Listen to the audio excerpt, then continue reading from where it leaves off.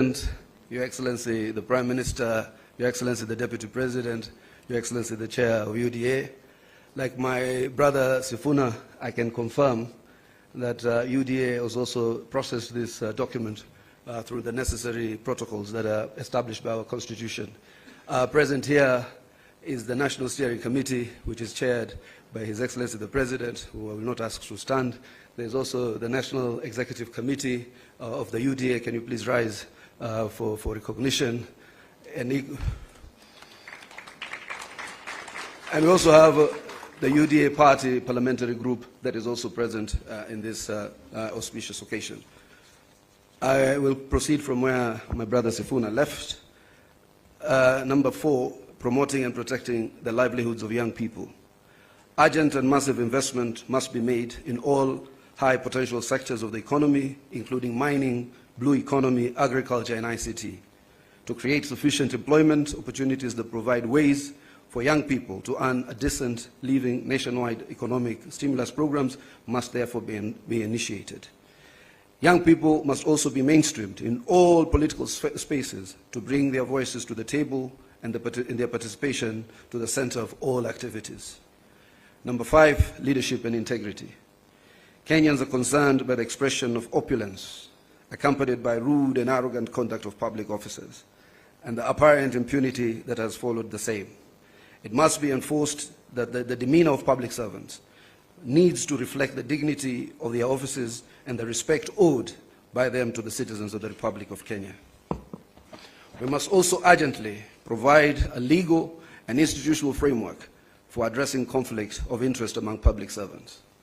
Number 6, the right to peaceful assembly and protest under Article 37 and compensation of all pending claims of abuse and derogation of their rights.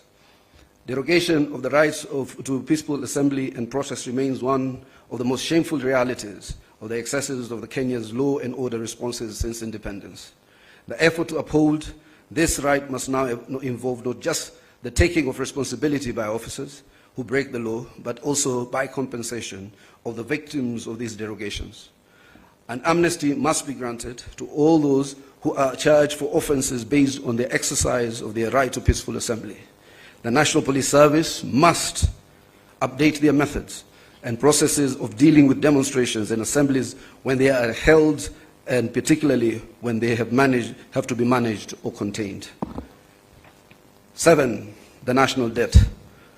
The urgent audit must be conducted of how much has been borrowed in the past and how it has been used. Going forward, we must stop the ballooning of the national debt and ensure accountability for future borrowing. Lastly, we must ensure that borrowed money is used in all manners that grants an equitable benefit to all Kenyans in every region of the country, since payments are made by all from taxes regardless of their locations. Number 8, the fight against corruption. Kenya needs to move from talk to action. We must move from the fight against corruption to winning the war against corruption. We must enhance the capacity of institutions that enforce accountability, and particularly the offices of the Auditor General, the Controller of Budget, and the Ethics and Anti-Corruption Commission. 9, stopping wastage of public resources and promoting government efficiency. A new ethos of public expenditure in both national and county governments must be inculcated in a manner that promotes austerity, justification, and effectiveness in the use of public resources. Number 10, protecting and promoting the sovereignty of the people, the rule of law, and constitutionalism. The rule of law requires that government and its officers to obey court orders and only challenge the validity of judicial pronouncements through legal processes. The spectre of abductions and extrajudicial killings do not bode well for democracy. Suppression of constitutional freedoms, including speech, expression, assembly, and media, must stop. Furthermore, political parties, being key pillars of democratic participation, must be strengthened.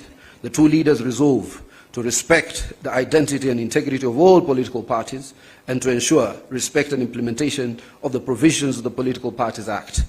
The dialogue and collaboration between the two leaders shall achieve its objectives by A, holding regular consultations on pressing issues of interest to the people of Kenya.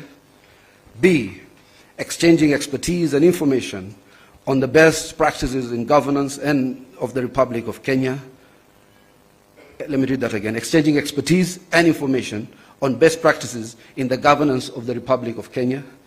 And the two leaders shall deploy their political infrastructure to examine the above matters and any other issues requiring their attention, and shall engage necessary expertise that will assist them in addressing the matters arising.